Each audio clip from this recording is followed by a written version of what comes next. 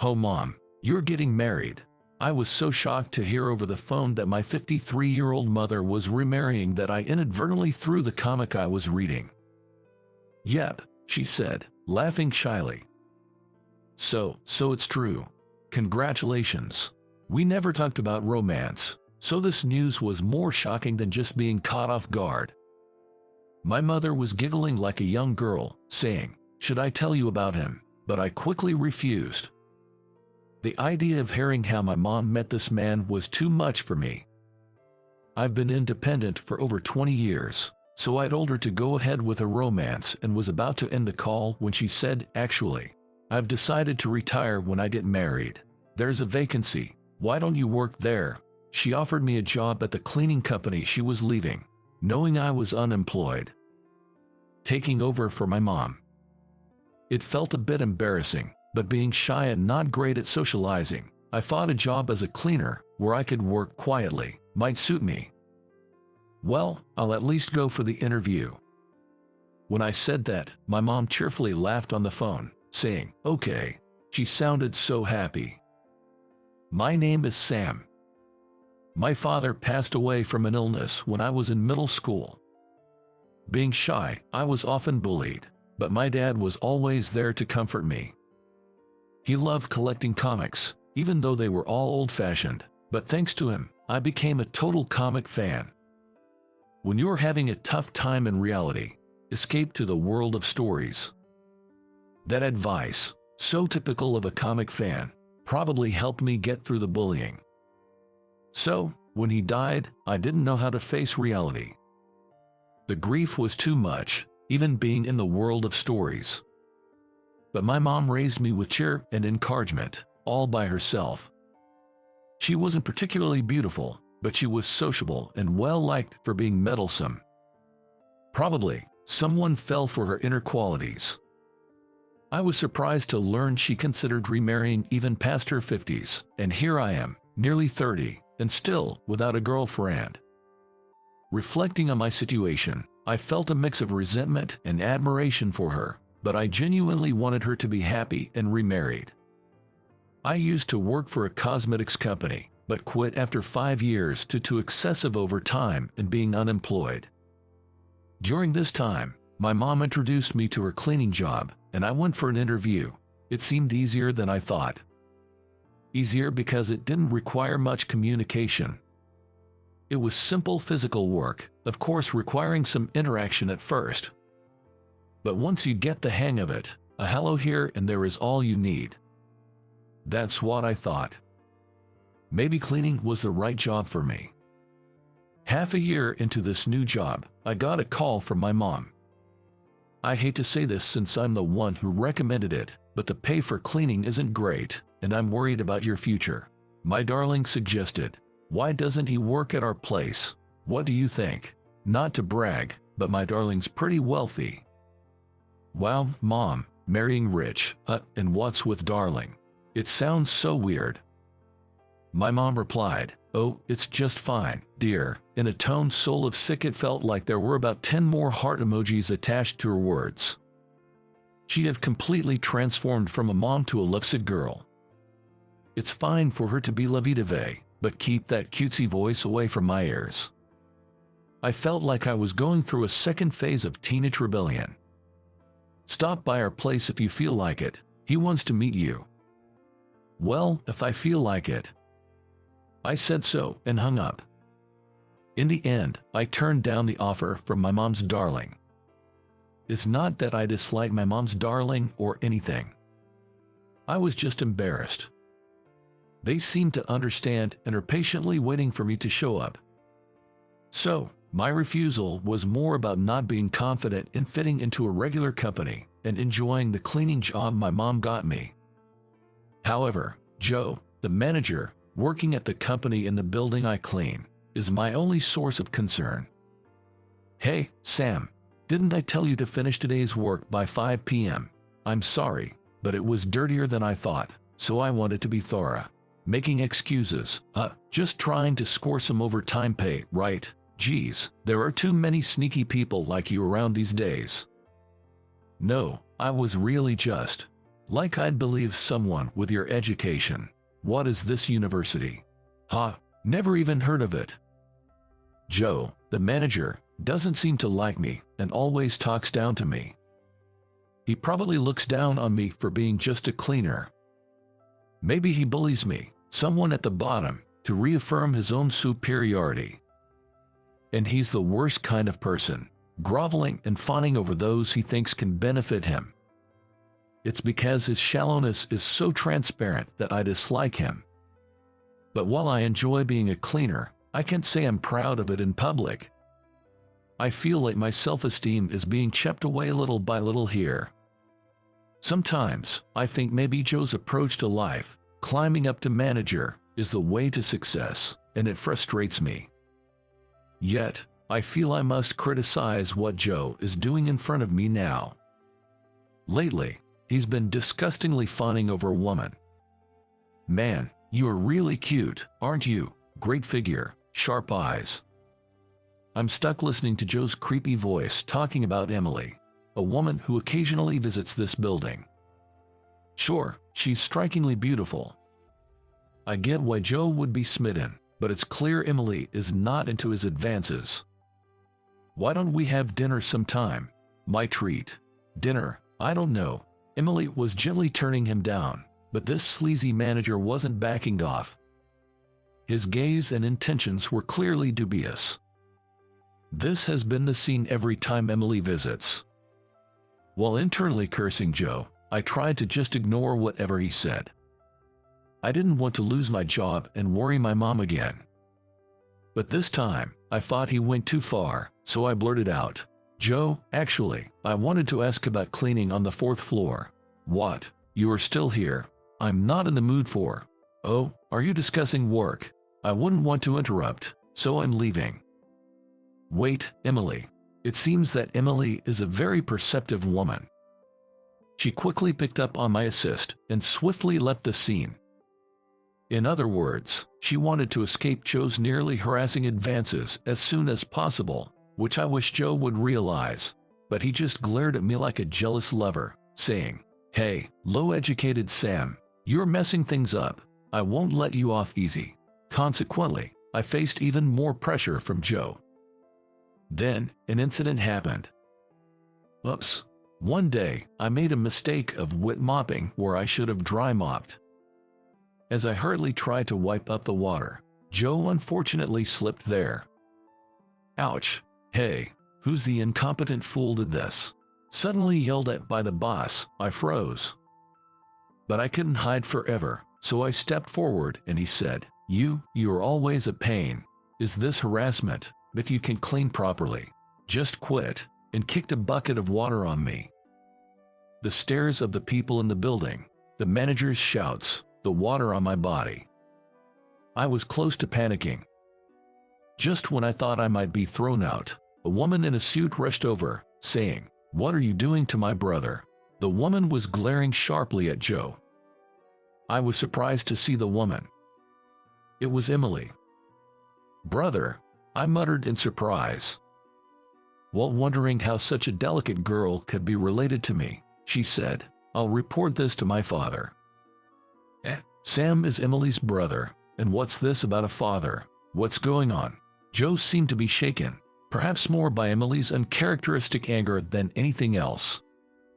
"Despite being here so often, you weren't aware. Well, this is who I am."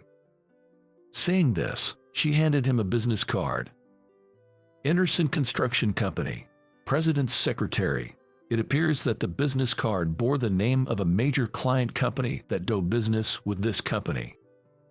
Joe's face turned pale as he realized the shocking truth. "Mr. Anderson, Emily's father is, perhaps, as you guessed, my father is the president of Anderson Construction." He probably never dreamed that the woman he was trying to woo was the daughter of a prominent client. It seems he was in a different department and didn't know her name. "You've been quite persistent in your approaches. I'll be sure to bring this to attention." Perhaps Emily's words made him realize the potential loss of business. Or maybe his brain was overloaded with too much information. Either way, Joe fled the scene like a stray dog, without apologizing or explaining. As someone who's always had issues with Joe, I felt a sense of relief seeing him scamper away with his tail between his legs, but I was still puzzled why Emily called me brother. She then apologized to me. "Sorry for suddenly calling you brother." "No, it's fine, but maybe a long-lost sister or something." That was the only conclusion my mind could come to, but Emily chuckled and shook her head. "Actually, I'm your mother's new husband's daughter, so I'm your stepsister." Emily fidgeted with her hands, looking embarrassed. Before I could revel in her cuteness, I tried to make sense of the situation. So my mom married the president of Anderson Construction. To my question, my stepsister nodded emphatically. Mom had mentioned her darling was wealthy, but I had no idea she was marrying someone that influential. I recall now, my mom's new married name was Anderson. I probably should have realized sooner. And then I had to hear about my mom and her darling's romance, something I'd been awkwardly avoiding due to my adolescent-like embarrassment. Apparently, our cleaning company was in charge of Anderson Construction, and that's how my mom met the president, leading to their love story. Emily got along well with my mom, her stepmother, and they even went out for meals together. She had seen my picture from my mom and recognized me as the guy who helped her that day. "When I saw this picture, I realized you were the person who helped me that day. I wanted to thank you when we met today." Her innocent smile warmed my heart. The next day, I was called by C.O. Johnson of the company in the building we clean. In his office was a crestfallen Joe, the manager. "Sam, I'm truly sorry. One of our employees has said some offensive things, and I failed to notice. I apologize." C.O. Johnson was apologizing for what happened yesterday. He had heard everything from my mother's new husband, the president of Anderson Construction, and had been reprimanded. He had considered ending the business relationship but didn't want to trouble innocent employees. So, he explained that Mr. Anderson wanted me to decide Joe's fate. C.O. Johnson said he'd listen to whatever I want to do with Joe. Me, decide his punishment. C.O. Johnson said, that is, well, and gave me a knowing look, as if to say, I understand. I realized then. With my mom's remarriage, I had become the son of Anderson Construction Company's president, a significant title. The company didn't want to upset the important son of a major client. In just a few days, I had seemingly climbed to a position where I could dictate personnel decisions in this company. Thanks to C.O. Johnson's consideration, I had Joe, my nemesis, at my mercy.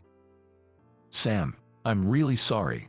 Please, please," Joe begged me. His actions were smooth and unhesitating. As soon as he realized I was the son of the CEO, this is how he treated me. At first, I looked at the dejected Joe and thought it was just desserts. But for some reason, I saw my past self, who couldn't do anything when bullied, in him.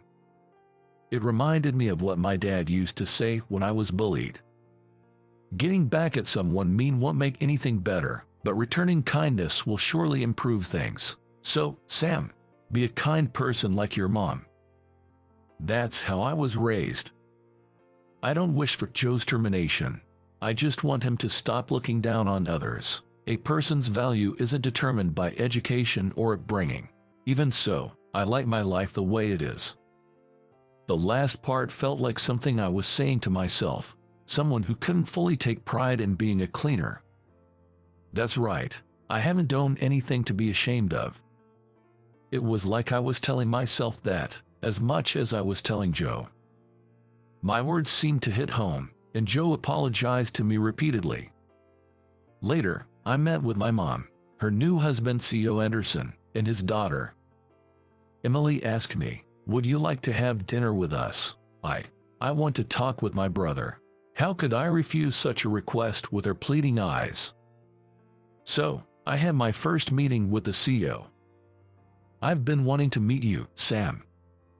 CEO Anderson greeted me warmly, holding my hand with a sincerity that didn't feel like a stranger. I felt an instant connection, thinking this man could indeed be family. There were times I felt uneasy about my mom choosing a wealthy man, but her judgment must be sound. During dinner, CEO Anderson praised me for helping Emily and for my magnanimous decision regarding Joe, saying he was proud. His genuine words of praise gave me confidence. I'm grateful to my late father for teaching me valuable lessons and hope for the happiness of my new father and my mom, who raised me single-handedly.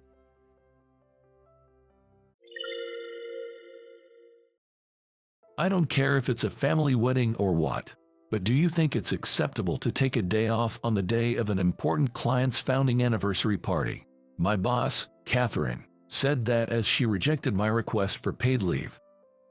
My name is Michael. I graduated from college this year and joined a well-known major food company, famous for its TV commercials, and it's been 6 months since I started. I come from a single-parent family, living with my mom and my older sister. My mother, who works in a restaurant, doesn't earn much, and our family's life was tough when my sister and I were young. My sister, Elizabeth, 5 years older than me, didn't go to high school after finishing middle school. Instead, she got a job at a flower shop to help support our family along with our mother. So, I thought I have to work right after middle school, but my sister stopped me. You're smarter than me and you like studying, so make sure you go to college. I'll figure out about the tuition. Thanks to her, she paid for my education and I was able to attend college. That's how I landed a job at a big corporation. Now, she's getting married next month. As her only brother, I absolutely want to attend and celebrate. That's why I begged Catherine, my boss, bowing deeply. Please, it's my sister's wedding. She quit school after middle school to work and support our family, even paying for my college tuition. I really want to celebrate her wedding. But Catherine just sneered and laughed through her nose. Oh, your sister only finished middle school. Must have been quite a poor upbringing to have to work instead of going to high school. Unbelievably, Catherine started looking down on my family. Anyway, it's been decided long ago that everyone in our sales division attends the client's founding anniversary party, especially for newcomers. It's a chance to be remembered, so I can't approve any leave for any reason, she said, and then tore up my leave application. Really, young people these days take their jobs too lightly. She sighed with a stern look in her eyes. Catherine has always been a strong-willed, archetypal female boss, but she seemed particularly unyielding on this matter. Reluctantly, I backed down for the time being. Then, a month later, on the morning of my sister's wedding day, I'm taking the day off after all. I called in. Catherine was furious. Come in now, or I'll fire you. I was yelled at like that, but my decision remained unchanged. What a way to speak. At this point, I don't care if I get fired. I'd rather find a new job than work under such an oblivious boss. But then, my sister, who seemed to have overheard the call, approached me with a worried look. What's wrong? The person on the phone sounded really angry. I could hear it from here.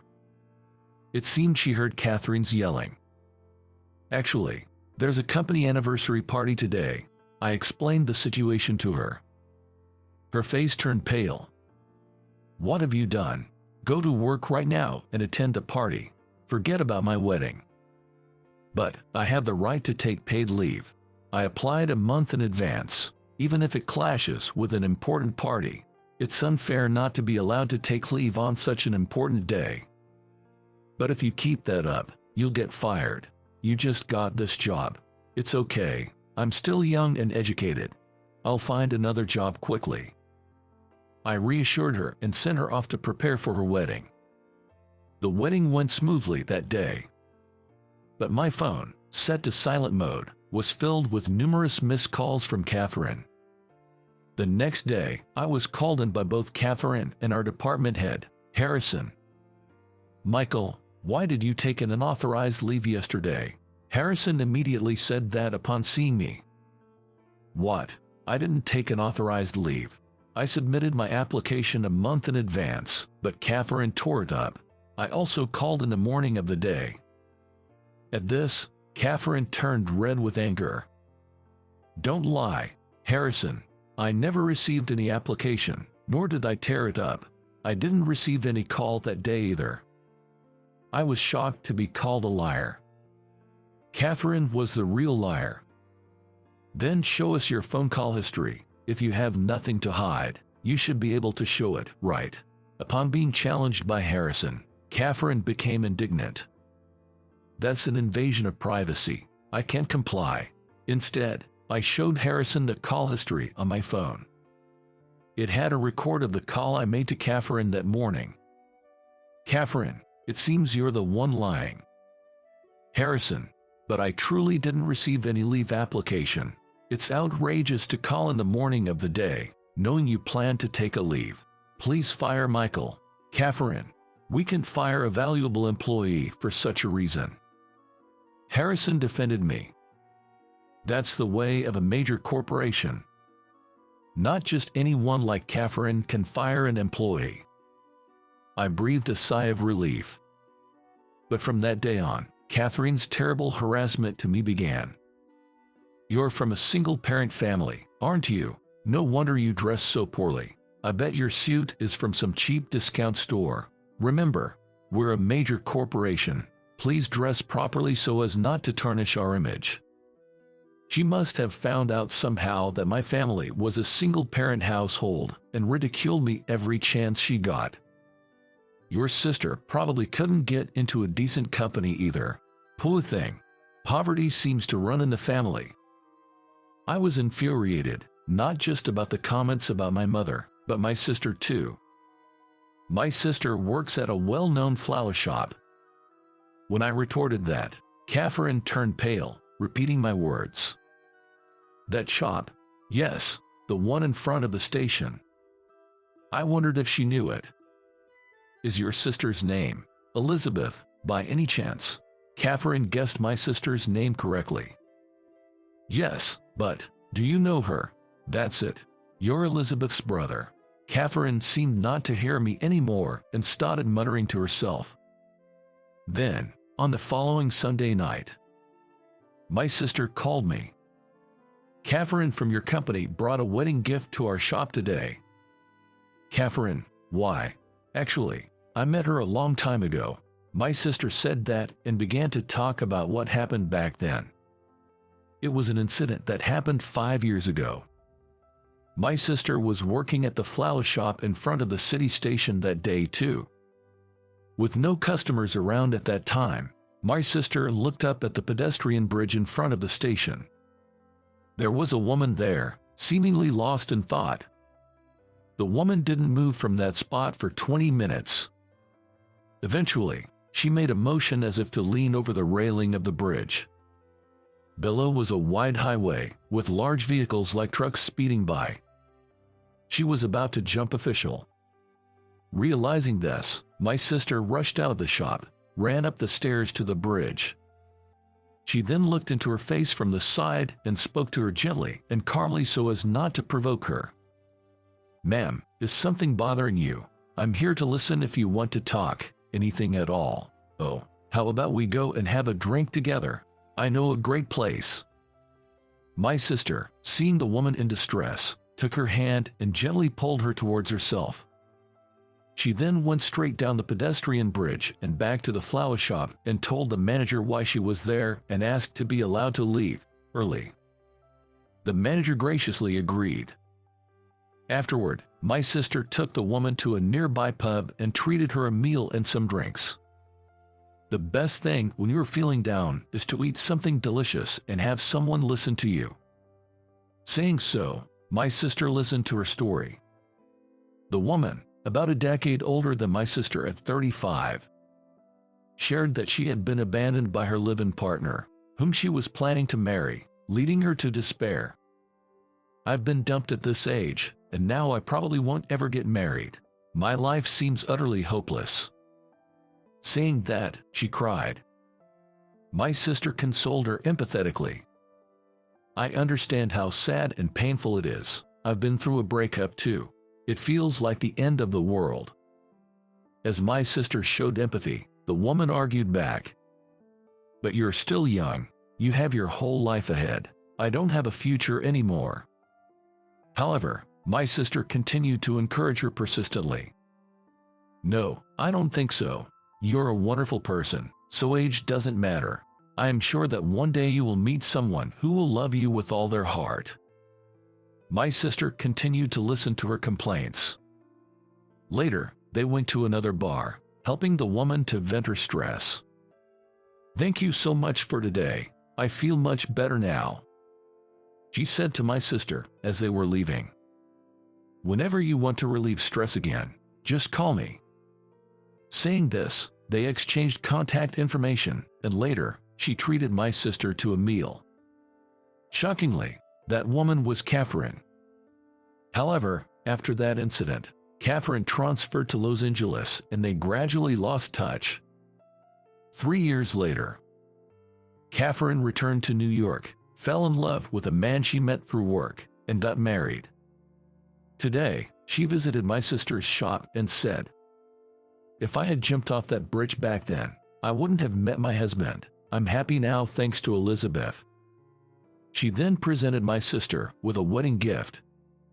To think that Catherine was an acquaintance of my sister was surprising.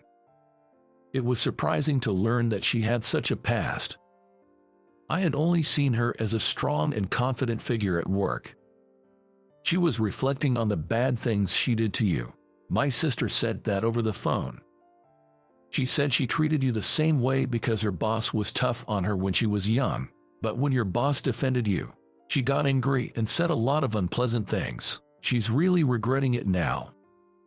Even hearing these excuses, I couldn't forgive her for trying to get me fired with lies and for insulting my mother and sister.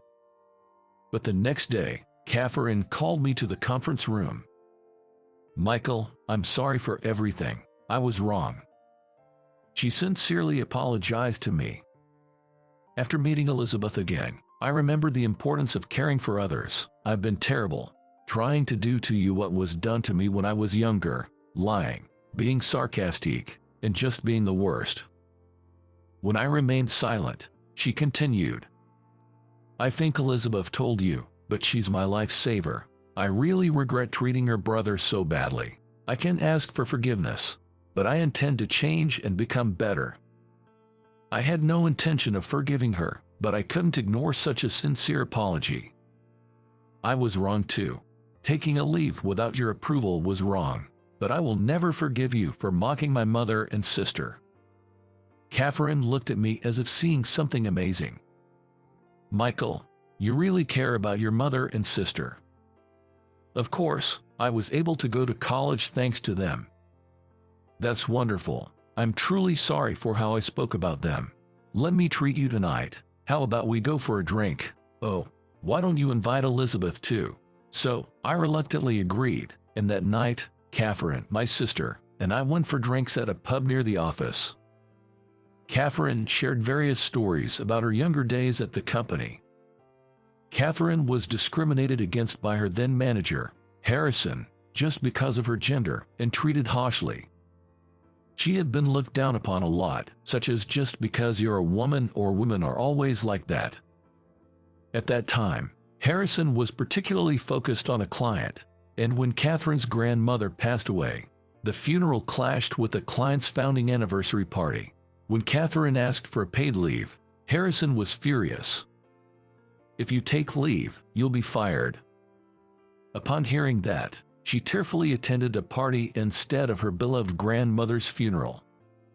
Because of such experiences, Catherine, now a supervisor, ended up doing the same thing to me, her subordinate. It was the worst way of thinking, doing to others what was done to me. I should have taken it as a lesson of what not to do. Seeing Elizabeth after so long made me feel ashamed of what I was doing. "Understood, Catherine. Realizing it is what's important. My sister said that and comforted Catherine. Looking at my sister, Catherine said, "I didn't know, but it was wrong of me to mock someone as good as you." Then I told her, "Learn from this and never judge or look down on people based on their education or family background, no matter who they are." Catherine then shrugged her shoulders in embarrassment. I've reflected on it. I won't do it again. Since then, Catherine stopped being harsh to me. She became known for being kind not just to me, but to all the employees. And sometimes, Catherine, my sister, and I would go out for drinks together. Thus, Catherine and I, while being supervisor and subordinate, built a good relationship without any awkwardness.